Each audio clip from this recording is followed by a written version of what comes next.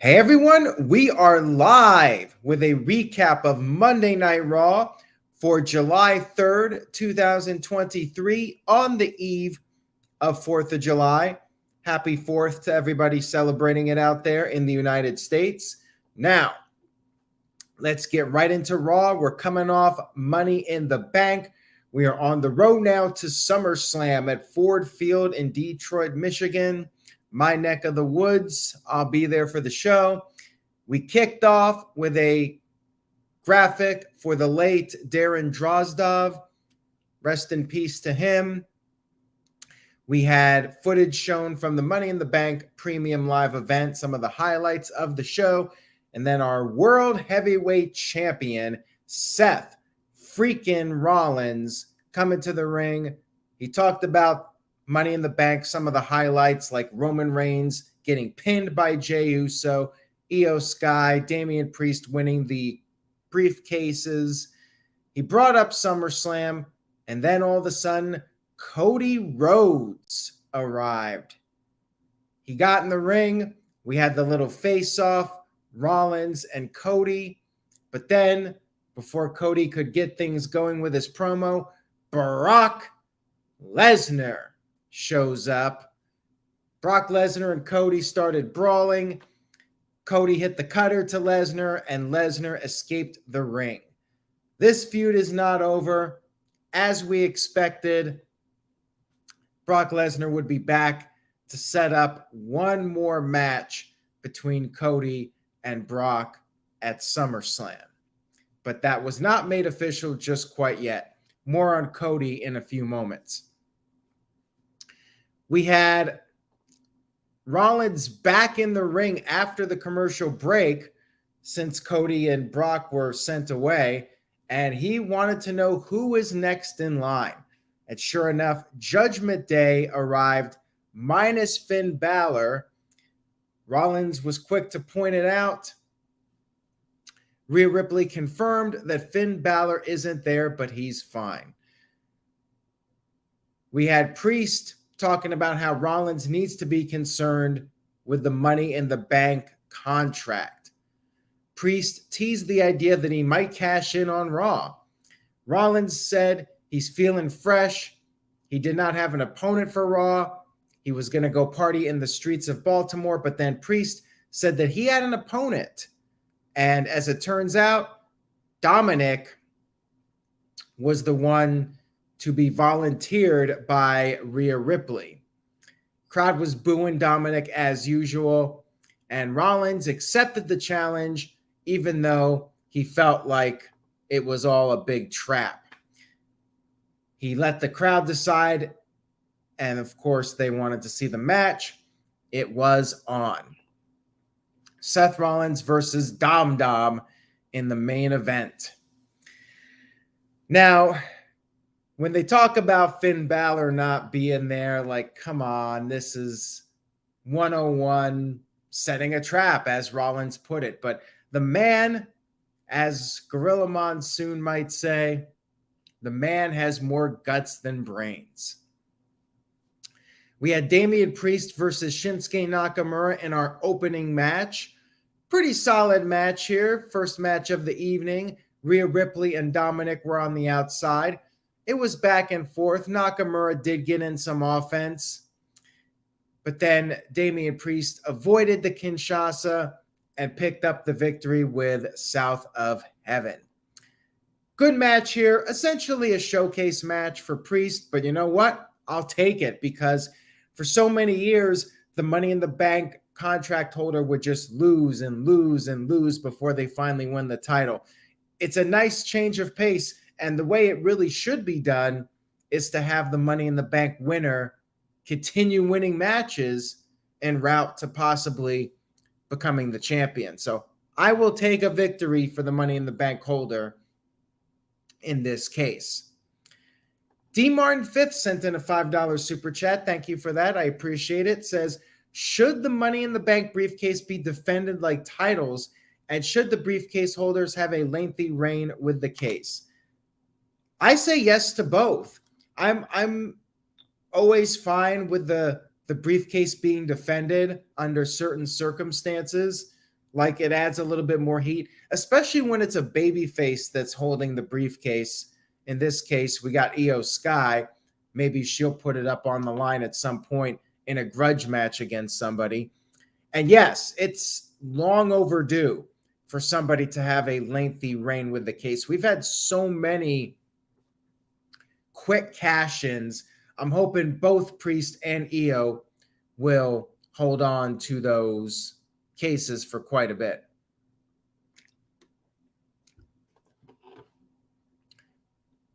Interesting segment we had here.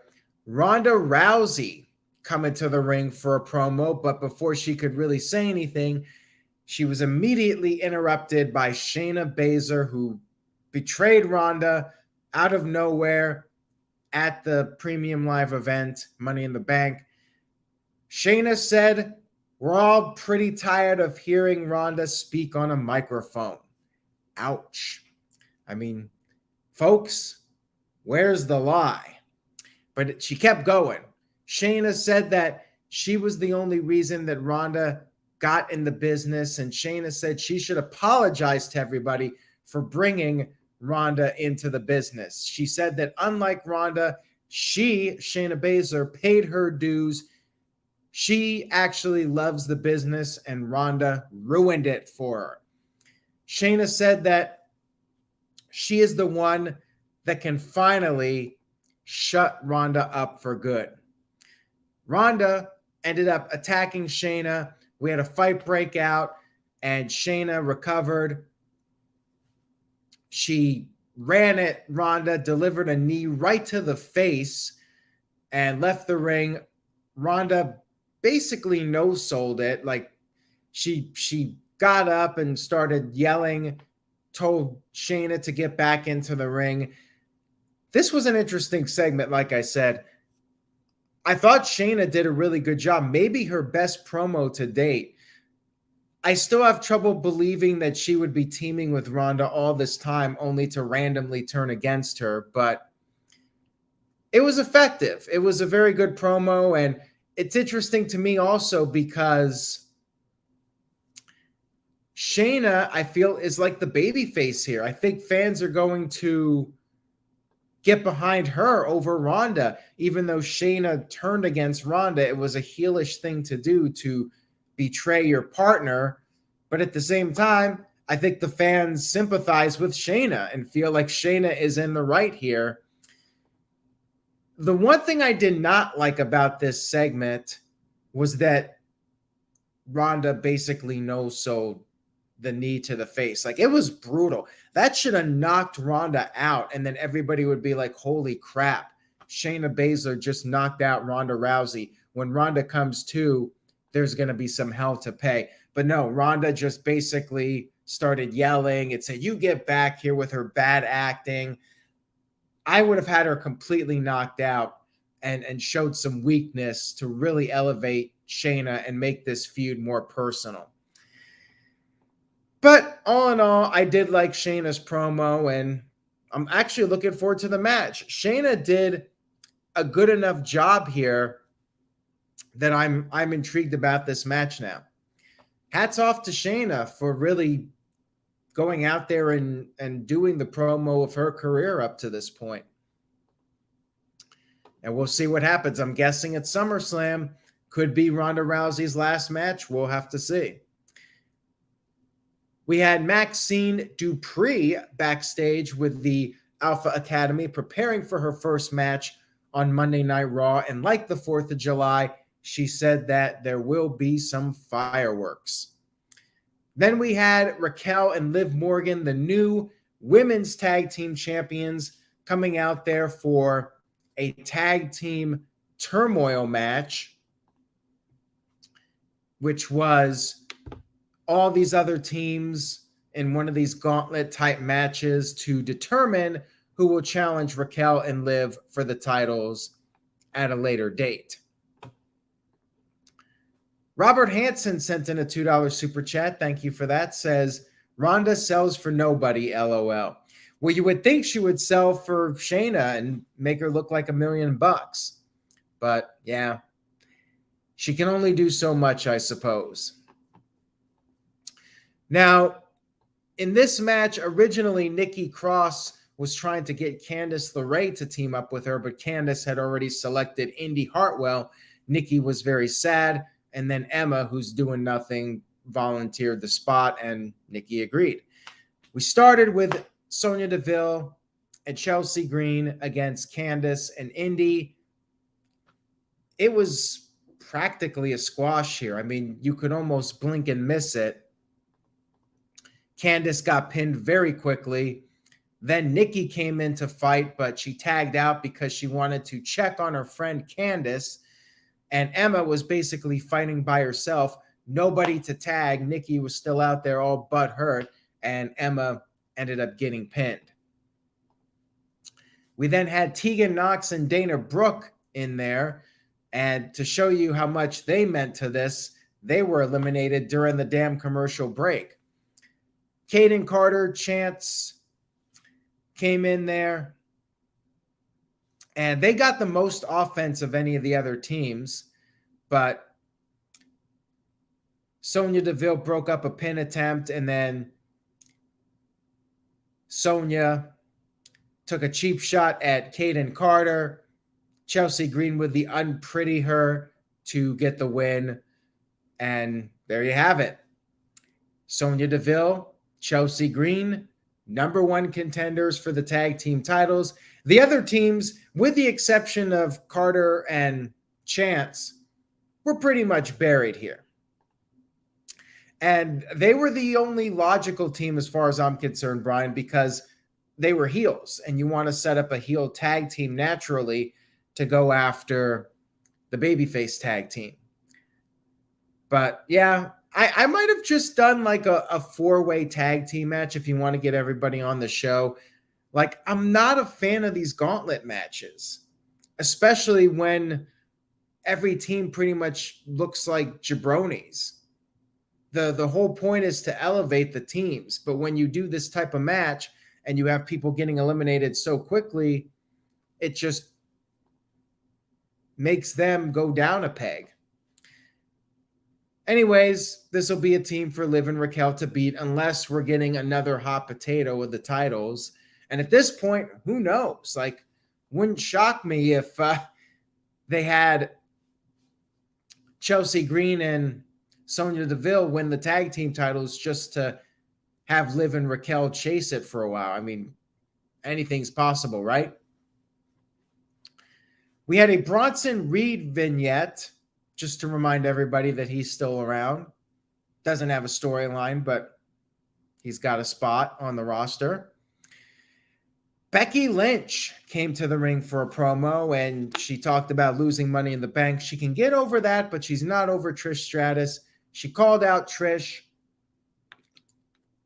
and Trish arrived with her face mask, which she wore back in like 2004 when she got injured as a heel.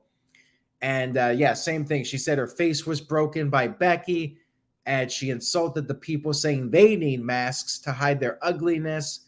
She said she's not medically cleared, but she will maybe at some point fight Becky. And Becky said, well, what about Zoe Stark? And Trish said, well, Trish has a medical appointment, and Zoe has to go with her. And this is an appointment at like 9:30 at night. But Trish said that next week, Zoe Stark would face Becky. There you have it. The match will be next week. I will say I was entertained by Trish's promo, and I like the whole face mask thing, a little throwback to the face mask that she wore back in 2004 era. We had a Cody Rhodes brief promo by the stage, and Cody basically said that he's not done with Brock Lesnar. He'll fight Brock Lesnar any night and every night. And we know it's going to be SummerSlam. They haven't confirmed it yet, but I mean, yeah. SummerSlam, Cody and Brock Lesnar to settle the score once and for all. We had the Alpha Academy versus the Viking Raiders. And this was a 6-person mixed tag team match. You had Maxine Dupree out there with the Academy, and then you also had Sarah Logan, Valhalla, whatever her name is, out there with the Viking Raiders. And it was a entertaining match for what it was. Otis came in, did the Caterpillar. Chad Gable did some suplexes. And then eventually we got Maxine and Sarah in there. And Otis convinced Maxine to do the Caterpillar, but Sarah was able to counter that. But she recovered. Gable did the moonsault to the outside onto the Viking Raiders. And then Maxine did, in fact, pin Sarah. And she gets her win. First match on Raw, she picks up the win. Yeah, it was entertaining for what it was. Nice little entertaining undercard match in the middle of the show. We had Ricochet cutting a promo backstage, and I guess it's going to be Ricochet versus Logan Paul at SummerSlam because footage was shown of them brawling backstage after their Money in the Bank match, and Ricochet challenged Logan Paul to show up on Raw next week. Psycho Jet Black sent in a $2 super chat. Thank you for that. Says, what happened to the Maximum Male models? Well, word on the street is that they're being repackaged. Into what? That remains a mystery. But I think that it probably ran its course. And the thing is, Mansoor, I'm not sure what you do with him. Like, he's shown signs of having a character, but also he's got the size working against him. And I think that Mace looks the part, but the question is, does he compete and perform at the high level that they want? I don't know, but I remember that guy stood up to Brock Lesnar once and everybody was like, holy cow. And I think that's the point where they said, we need to get this guy in the ring. But then they've put him in bad gimmick after bad gimmick, from Retribution to the Maximum Male models. We'll see what happens with those guys. But yeah, I'm not sure what you do with them at this point. We had women's championship match, Rhea Ripley defending against Natalya. Now, I joke about this like it's a match that has little to no interest from me, but they surprised me. Natalya jumped Rhea during Rhea's entrance, and this was way more competitive than I thought it was going to be. And I actually thought it was a pretty damn good TV match here for the championship. Back and forth here. Natalya definitely got in a lot of offense. She countered a powerbomb attempt with a Hurricane Rana, took down Rhea with a discus lariat, went for the sharpshooter, but got launched into the turnbuckle. And then Rhea went for the Eddie Guerrero frog splash. Natalya got a big boot up and then busted out a running power slam in honor of Davey Boy Smith. Put on the sharpshooter, but Rhea, too powerful, got to the rope, and then Rhea recovered from that. Finally got the win with the Riptide. And after the match, continued her attack, and that's when Liv Morgan and Raquel ran down to make the save. We still don't know who's facing Rhea Ripley at SummerSlam, and I wonder if it is going to be Raquel, despite her being one half of the tag team champions at this point. Psycho Jet Black sent in a $2 super chat, says, are there any real challengers for Rhea Ripley? That's a great question. I mean, backstage we saw Io Sky confront Rhea Ripley and hold up the briefcase, and Rhea was like, that'll be the biggest mistake you've ever made if you try to cash it in on me. But yeah, we don't really have a lot of options, unfortunately, for Rhea Ripley at this point in time. It just kind of sucks, but yeah, Rhea Ripley has been doing the stuff with Judgment Day, and WWE has not really built up any significant challengers for her over the past several months. Calvin, Omos had his run. Where's Omos and MVP? I think they got nothing for Omos. They pushed him for a while, and there's no spot for him at this point. And MVP was with Omos, and they don't have another role for him. We had a backstage promo, well, two backstage promos from Ciampa and Miz to hype up their no DQ match on next week's Raw. Interesting, no DQ match. Ciampa said that Miz has been losing a lot, but now he's showing some ruthless aggression for the first time in a long time, and that's a good thing. He wants that energy when they get in the ring, and Miz responded by saying that the last person to call him a coward is gone. People can insult him all they want, and Ciampa can say that he's holding a hand that Miz doesn't know anything about. Miz said he's an unbeatable royal flush, and he said that Ciampa will be getting the best version of him at Raw next week. And the big question is, will we finally see Johnny Gargano return and Ciampa and Gargano reunite as DIY? No Kevin Owens and Sami Zayn, and you would think that we'd start getting some sort of build for that.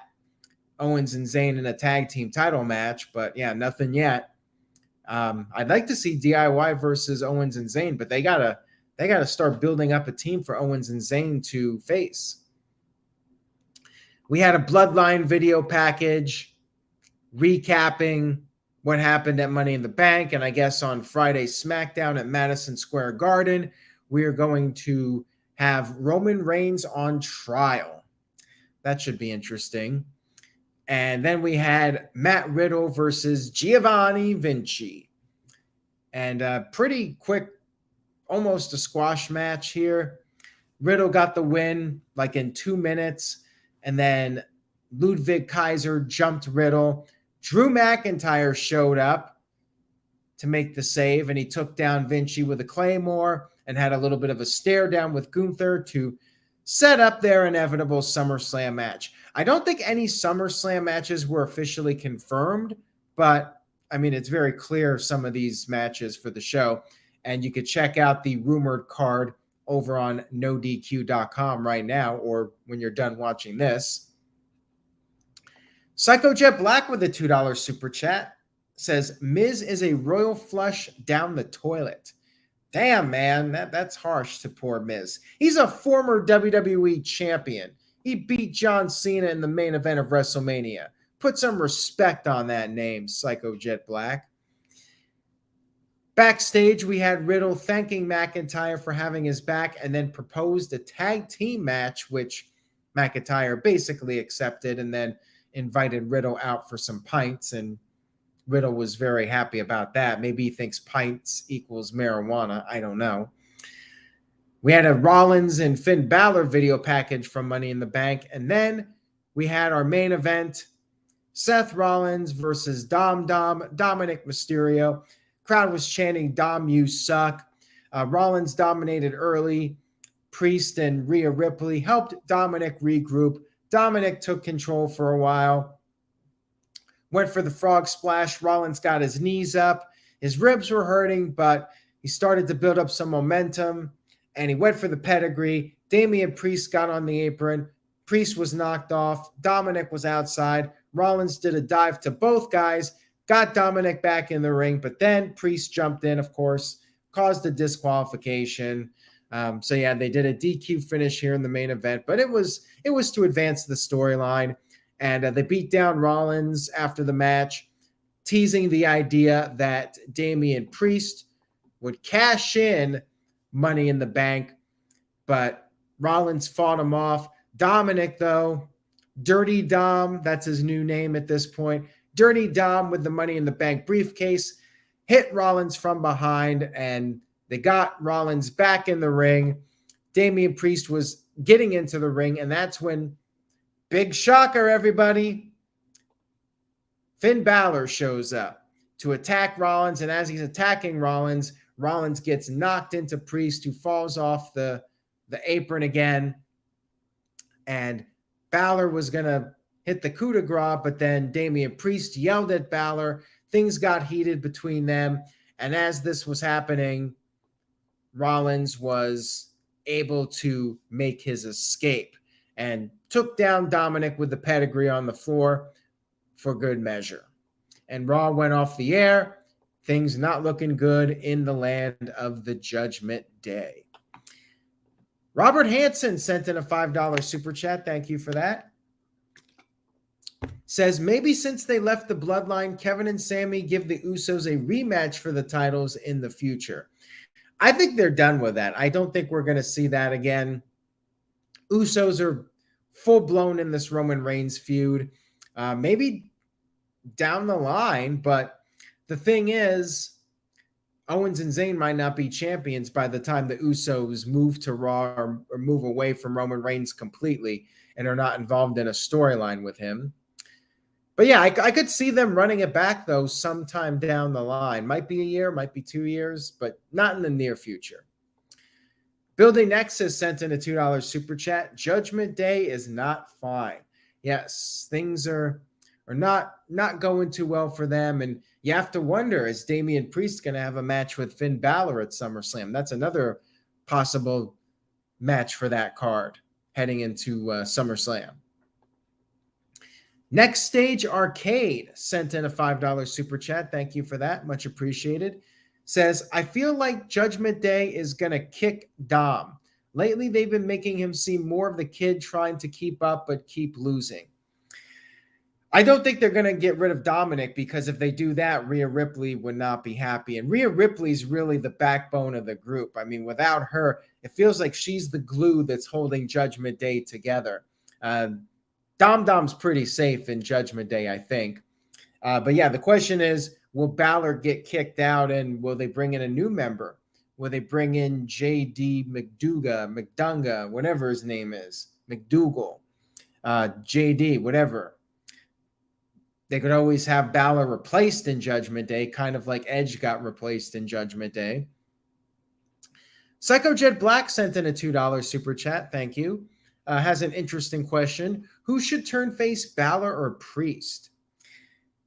Balor works well as a face.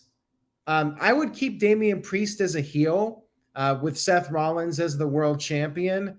You definitely want a heel. And I think the Money in the Bank briefcase is better with a heel. I would say keep Priest the heel. Balor can do either role well.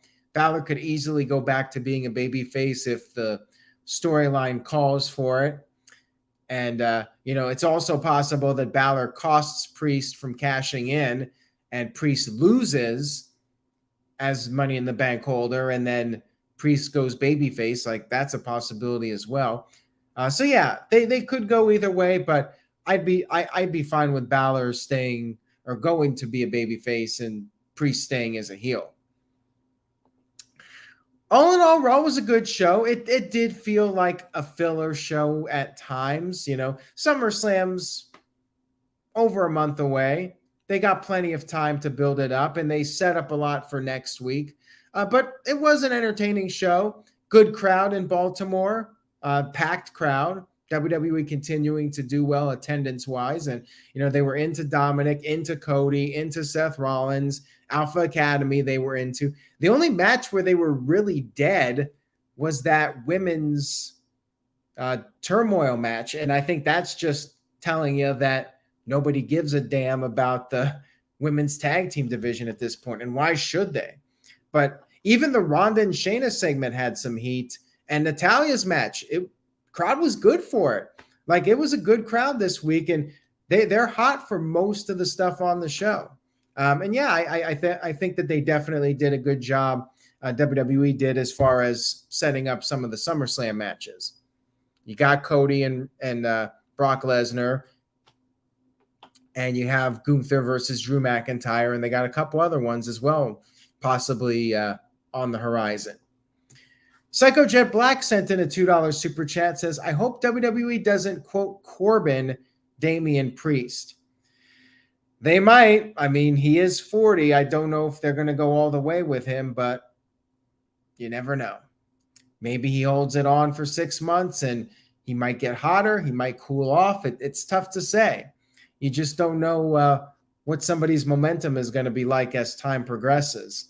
But yeah, I hope that Priest does well. I hope that even if he doesn't successfully cash it in, that he comes out stronger as a character. You don't want too many failed cash-ins because then people think, well, Money in the Bank isn't really that big of a deal. You want the cash-ins to be successful for the most part. So it just depends on what the story is they're going with. If they feel like Priest losing with Balor costing him elevates both guys and builds up their story, then they might feel justified in having Priest lose.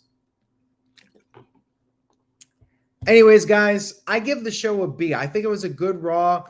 I don't think it was great, but I also didn't think it was a bad Raw by any stretch. It was solid. Solid Raw, good build up to SummerSlam, built up next week, built up SmackDown. They did what they needed to do.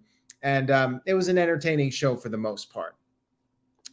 That's it, everyone. I just wanted to wish everybody happy 4th of July. I hope you've been enjoying your weekend. It's an odd 4th of July weekend because the 4th falls on a Tuesday.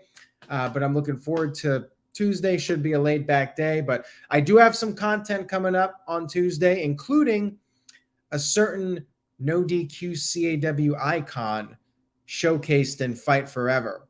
Stay tuned to the No DQ channel for that. And stay tuned to NoDQ.com for the latest wrestling news and rumors. Have a great week, everyone, and I will see you Wednesday night after Dynamite. Take care, everybody. Say yes to NoDQ.com.